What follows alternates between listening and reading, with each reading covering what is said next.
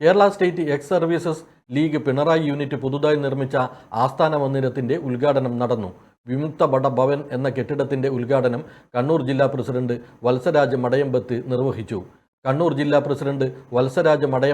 നിർവഹിച്ചു. ഉദ്ഘാടന ചടങ്ങിൽ യൂണിറ്റ് പ്രസിഡന്റ് എൻ ദാമോദരൻ അധ്യക്ഷത വഹിച്ചു. P Sunilkumar, MO Madhusudanan, KS Jayaprakash, CM Ratheeshan, KK Vijayan, TV Vijayachandran, KK Rupesh, CK Suresh തുടങ്ങിയവർ സംസാരിച്ചു. കണ്ണൂർ ജില്ലയിൽ ഒട്ടനവധി വിമുക്ത ഭട സംഘടനകളുണ്ട്. എൻ്റെ അറിവിൽ തന്നെ കണ്ണൂർ ജില്ലയിൽ മാത്രം കണ്ണൂർ കോർപ്പറേഷൻ പരിധിയിൽ മാത്രം 9 വിമുക്ത ഭട സംഘടനകളുണ്ട്.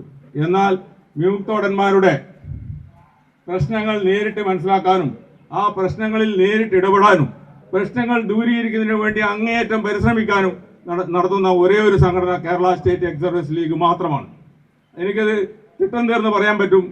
തലശ്ശേരി കോഓപ്പറേറ്റീവ് ഹോസ്പിറ്റൽ നവംബർ 1-ാം തീയതി, കഴിഞ്ഞ വർഷം നവംബർ 1-ാം തീയതി ECHS നിർത്തലാക്കിയപ്പോൾ ഒരു കുട്ടി ഉണ്ടായിരുന്നില്ല അതിനെപ്പറ്റി അന്വേഷിക്കാൻ. എന്നാൽ റീജിയണൽ സെൻറ്റർ കൊച്ചിയുമായി നിരന്തരം ബന്ധം പുലർത്തി അത് വീണ്ടും പുനഃസ്ഥാപിച്ച് എടുക്കാൻ വേണ്ടി നമ്മൾ അങ്ങേയറ്റം പരിശ്രമിച്ചു.